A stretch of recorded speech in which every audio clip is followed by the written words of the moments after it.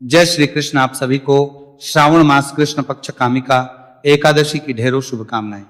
प्रिय भक्तों, आज के इस वीडियो में हम विशेष रूप से बात करेंगे सावन की आने वाली परम शक्तिशाली कामिका एकादशी के विषय में बताएंगे। शास्त्रों में क्या इसकी महिमा है, क्यों इसका व्रत करना चाहिए, कैसे इसका व्रत करना चाहिए और इस व्रत के साथ कैसे जुड़ा है। एक तुलसी के पत्ते का उपाय मात्र, एक तुलसी का पत्ता कैसे आपको इस दिन एक बार सोना और 2 बार चांदी के बराबर होने दे सकता है। भगवान श्री कृष्ण क्या विधि बताते हैं इसकी, कैसे इसका व्रत करना चाहिए, क्या फल प्राप्त होता है, क्यों करना चाहिए। सबसे पहले इस एकादशी को किसने किया, संपूर्ण शास्त्रीय जानकारी आने वाली एकादशी के विषय में आपको बताई जाएगी। फिर बताएंगे कि व्रत किसने, दिन करना है, मुहूर्त कब रहेगा, क्या शुभ मुहूर्त रहेगा और पालन कब करना है। तो आइए जानकारी आरंभ करते हैं।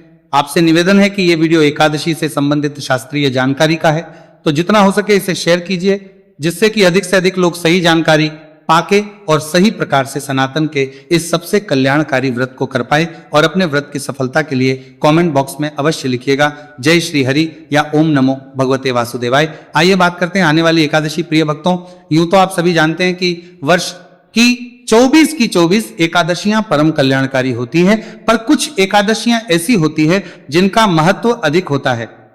श्रवण मास, जब मैंने इसकी महिमा के विषय में पढ़ा, इसका वीडियो भी मैंने आपके लिए अपलोड किया, तो शंकर का सबसे प्रिय है। और शास्त्रों में कई जगह ऐसा वर्णन आता है, शिव महापुराण में भी ऐसा वर्णन आता है कि कार्तिक, वैशाख और माघ ये महीने एक तरफ और श्रवण मास एक तरफ, इस महीने में किए जाने वाले सभी व्रत श्रेष्ठ पुण्य देने वाले होते हैं। अन्य महीनों में आने वाले व्रतों की तुलना में ये अधिक पुण्य देने वाले हैं। और कामिका एकादशी के विषय में भगवान श्री कृष्ण कहते हैं कि जो मनुष्य इस व्रत करता है वह सभी पापों से मुक्त हो जाता है। पाप किसी भी प्रकार के क्यों ना हो, सब इस एकादशी का व्रत करने मात्र से नष्ट हो जाते हैं। अगर एकादशी के दिन मनुष्य व्रत करें और भगवान नारायण के विधि विधान से पूजा करें, इसका जो पुण्य है वो काशी, गंगा और पुष्प स्नान, इनसे मिलने वाले पुण्य की तुलना में कहीं अधिक होता है। केवल एकादशी के दिन भगवान नारायण का पूजन कर लेने मात्र से आपको इन पवित्र स्थानों में स्नान करने से जो पुण्य मिलता है उसकी तुलना में अधिक पुण्य प्राप्त हो जाता है।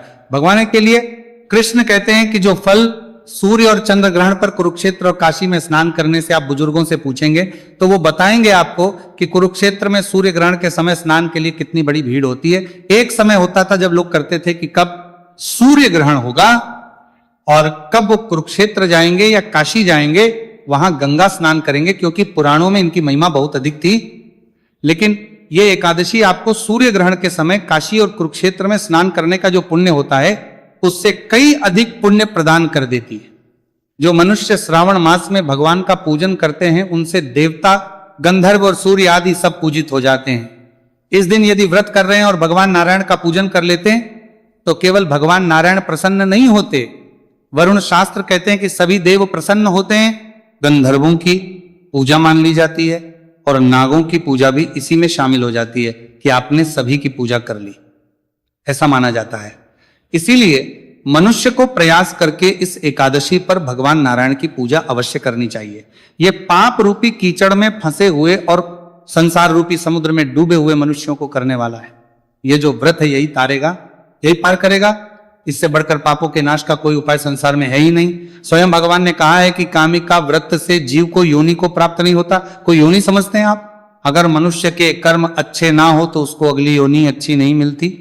आपने सुना होगा बुजुर्गों को कहते हुए, आचार्यों को कहते हुए, क्योंकि हमारे इस जीव आत्मा की एक उम्र पूर्ण होने के बाद अगला शरीर धारण करने की प्रक्रिया आरंभ होती है, तो दूसरी योनि आरंभ होती है।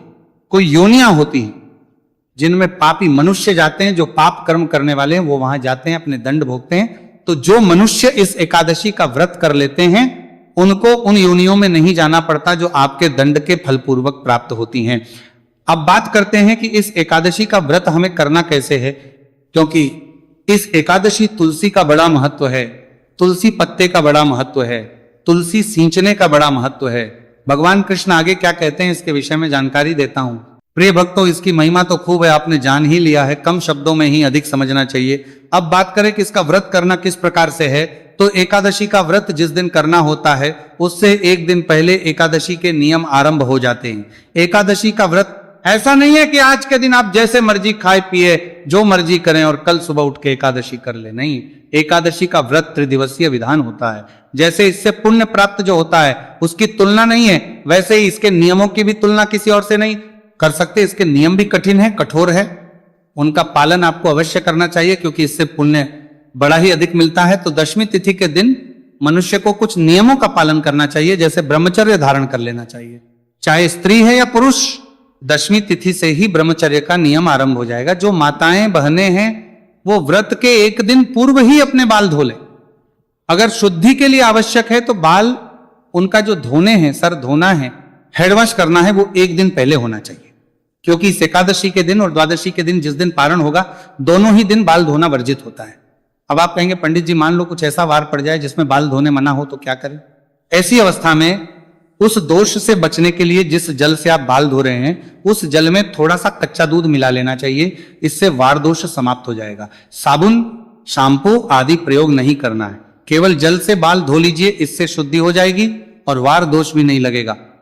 और उसके बाद ब्रह्मचर्य धारण कर लीजिए। प्रथम कार्य सुबह यहां से होती है, व्रत के एक दिन पहले की एक वक्त का अन्न आहार कहा गया है कि प्रयास करके अगर संभव है तो एक वक्त का अन्न खाना चाहिए। नियम यह कहता है, बाकी तो आपकी अपनी सामर्थ्य पे है। देखिए सबका स्वास्थ्य अलग अलग है, सबकी शारीरिक स्थितियां अलग अलग है। आपसे संभव हो पाए तो अवश्य एक वक्त अन्न का नियम लीजिए, अन्यथा आप 2 वक्त खाइए। आपके बहुत सारे प्रश्न आते हैं, पंडित जी शाम को फल आदि खा सकते हैं क्या एक वक्त अन्न लेने के बाद? हाँ, शाम को फल दूध आदि ले सकते हैं। जो लोग मांस मदिरा का सेवन करते हैं उनके लिए विशेष जानकारी है कि उन्हें मांस मदिरा का सेवन एक दिन पहले बंद करना चाहिए। ऐसा नहीं है कि खूब खाएं पिए और कल व्रत कर लें, यह अनुचित है। एक दिन पूर्व ही इसका त्याग कर देना चाहिए। मसूर की दाल का त्याग कहा गया है। मसूर की दाल पे बड़े प्रश्न आते हैं आपके, जिसमें क्या है? ये तामसिक है, तामस को बढ़ाती है। शास्त्रों में उन वस्तुओं को त्याग कहा गया है। पूजा पाठ से पहले जो तामस को बढ़ाते हैं, आप कहेंगे इससे क्या होगा? जब आप तामसिक प्रवृत्ति वाली वस्तुओं को खाएंगे तो उसका प्रभाव शरीर पे तो आएगा, तो इससे आप तामसिक हो जाएंगे। और जब तामसिक मनुष्य हो जाता है तो उसकी पूजा पाठ में रुचि नहीं रहती या पूजा पाठ में मन नहीं लगता। फिर आपसे जाने अनजाने में व्रत के कुछ ना कुछ नियम भंग हो ही जाएंगे। जो व्यक्ति तामस से गिर जाता है उसको आलस्य बढ़ाता है। व्रत में आलस्य नहीं करना चाहिए। निद्रा बड़ी आती है, आप दिन में सो जाएंगे, व्रत को नष्ट करेंगे। पूजा पाठ में आलस्य आएगा तो व्रत आपका नष्ट होगा। इसीलिए हमारे बादशाह मुनियों ने उसका समाधान पहले ही लिया है कि तामसिक वस्तुओं से दूर रखा जाए मनुष्य को, जिससे कि उसका पूजा पाठ में पूर्ण मन लगे और सही प्रकार से अपना व्रत कर पाए। लहसुन पे आजादी का प्रयोग ये भी तामसिक है। अब यहां पे लोगों में ये आता है जी कि अरे इनको हम हीन समझते हैं, त्वच। ये हीन और त्वच वाली भावना नहीं है। ये भावना ये है कि कुछ वस्तुएं ऐसी होती हैं जो पूजा पाठ से आपको भटकाती हैं। ये उचित और अनुचित का मतलब नहीं है। इसका शुद्धि और अशुद्धि से लेना देना नहीं है। इसका लेना देना है कि इससे आपके शरीर में जो रिएक्शंस होते हैं वो पूजा पाठ में विघ्न डालते हैं। इसलिए हम कहते हैं कि नहीं, इनका सेवन पूजा पाठ के समय पे ना करें। ऐसा नहीं कि इसे दिया तो ओहो अशुद्ध हो गए हम, ना, इनका प्रभाव तामस को बढ़ाने वाला होता है। इसलिए शास्त्रों में इनकी मनाही की गई है। इसका शुद्धि अशुद्धि से लेना देना नहीं। हरी पत्तेदार सब्जियां, हरी पत्तेदार सब्जियां तो ये तो श्रावण मास में पूर्णतः प्रतिबंधित ही है, हमें खानी ही नहीं चाहिए। पूरे सावन में ही नहीं खानी चाहिए। चने के साख का प्रयोग नहीं करना, बेसन की कड़ी आदि चने का भी प्रयोग जो है वर्जित कहा गया है। श्रावण मास में कांसे के पात्र का प्रयोग नहीं करना, कांसे की वस्तु उपयोग में नहीं लानी, ना भगवान को भोग लगाने के लिए, ना ही भोजन बनाने के लिए। त्याग को करते हुए, धारण करते हुए, शुद्धि धारण करते हुए दशमी का दिन व्यतीत कीजिए। एकादशी के दिन सुबह सूर्योदय से पहले अवश्य उठ जाइए, उठ के स्नान आदि कीजिए। सूर्योदय से पहले स्नान हो जाएगा तो सबसे अधिक कल्याणकारी रहेगा। इस दिन जो दंत धामन है ना, उसमें ध्यान दीजिएगा। लोग क्या करते हैं कि टूथपेस्ट और मंजन का प्रयोग करते हैं, वो नहीं करना चाहिए। क्योंकि मंजन में केमिकल, टूथपेस्ट में भी या तो नमक या केमिकल कुछ ना कुछ आता ही है, और दोनों ही चीजें व्रत को खंडित करते हैं। तो क्या करें?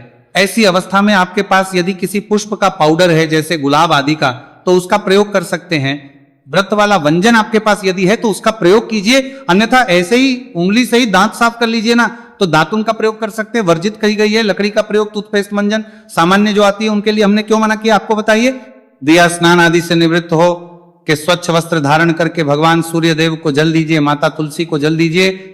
और तुलसी पूजन का इस एकादशी पे बड़ा महत्व है। तुलसी माता को जल दें, उनका करें। तुलसी का पत्ता आपको अवश्य आज भगवान को अर्पित करना है।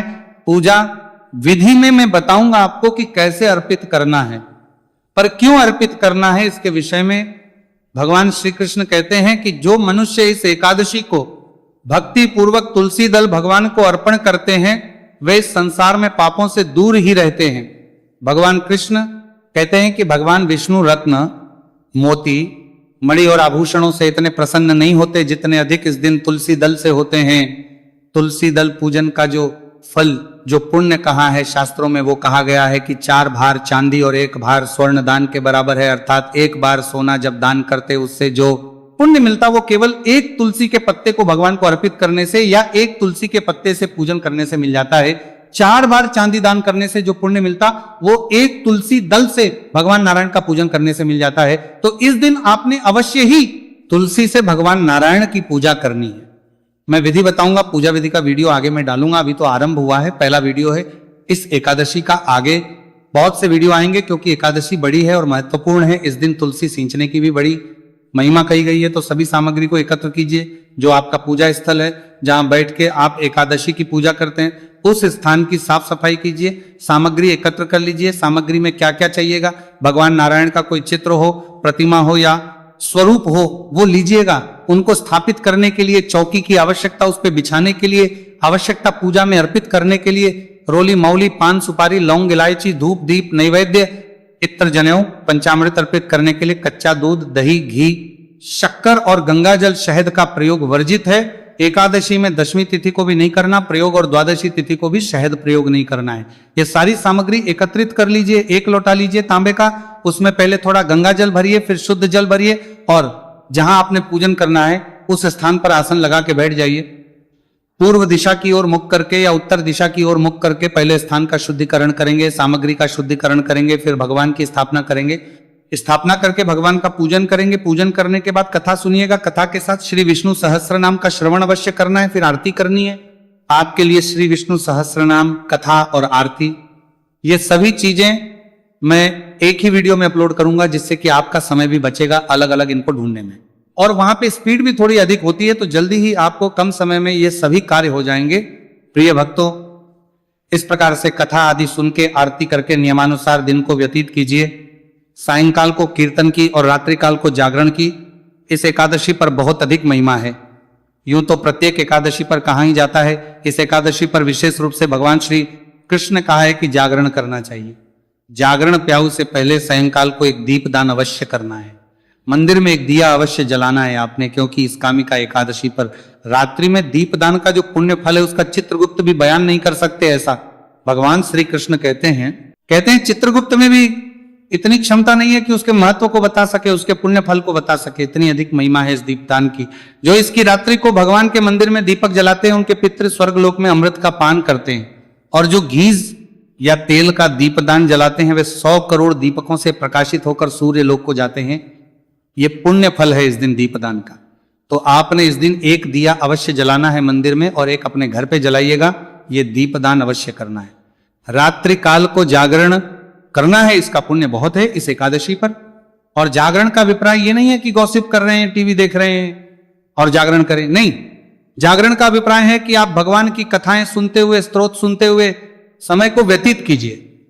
इसके लिए एक वीडियो बनाता हूं, वो प्रत्येक एकादशी पर, जो एकादशी पर रात्रि में जागरण के समय आपको जागरण का पुण्य देता है और सायंकाल को सुनने पर कीर्तन का पुण्य देता है। आप उस वीडियो का लाभ अवश्य दीजिएगा। इस प्रकार से दिन को व्यतीत कीजिए। अगले दिन सूर्योदय से पहले उठ जाए जो लोग सोने वाले हैं, लेकिन ध्यान दीजिए कम से कम 2 बजे तक तो सभी को जागरण करना चाहिए। और लिखा तो गया है कि पूरी रात्रि जागरण करें। सूर्योदय से पहले उठ के स्नान आदि करके वस्त्र धारण कीजिए, पारण का पूजन कीजिए विधि विधान से और उसके पारण कीजिए। इस प्रकार से यह आपका व्रत जो है त्रिदिवसीय अनुष्ठान पूर्ण होगा। पूजा विधि पारण के दिन की भी और एकादशी के दिन की भी मैं आपको अलग से समय से बता दूंगा, उस वीडियो को देख लीजिएगा। अब बात करते हैं कि यह व्रत करना किस दिन है। प्रिय भक्तों, श्रावण मास के कृष्ण पक्ष की एकादशी तिथि शुरू हो रही है 8 अगस्त को दोपहर को 1:59 पर और 9 अगस्त को यह समाप्त हो जाएगी सुबह 11:04 पर। ऐसे में 9 अगस्त को सूर्य के मुख से एकादशी रहेगी। 9 दिन रविवार का है और 9 अगस्त दिन रविवार को ही कामिका एकादशी का व्रत किया जाएगा, यही श्रेष्ठ है। रविवार का दिन है, इसीलिए ध्यान दीजिएगा कि तुलसी पत्र इस दिन नहीं तोड़े जाएंगे। पहले ही तोड़ के रख लीजिएगा कि तुलसी पूजन के बिना इस एकादशी का पूजन अधूरा ही रहेगा। की बात करें तो पारण आप करेंगे 10 अगस्त मंगलवार को 5:44 से और 6:15 बजे तक सबसे उत्तम समय रहेगा। ये थी जानकारी एकादशी के विषय में। जानकारी थोड़ी भी अच्छी लगे तो लाइक अवश्य कीजिए, शेयर कीजिएगा। चैनल पर नए हैं तो सब्सक्राइब अवश्य कर लीजिएगा, क्योंकि ये प्रतिष्ठित ज्योतिष संस्थान का चैनल है। यहाँ सभी जानकारी ज्योतिष शास्त्र और पंचांग पर आधारित ही प्रदान की जाती है। भगवान नारायण सब पर कृपा करें। हरे कृष्ण।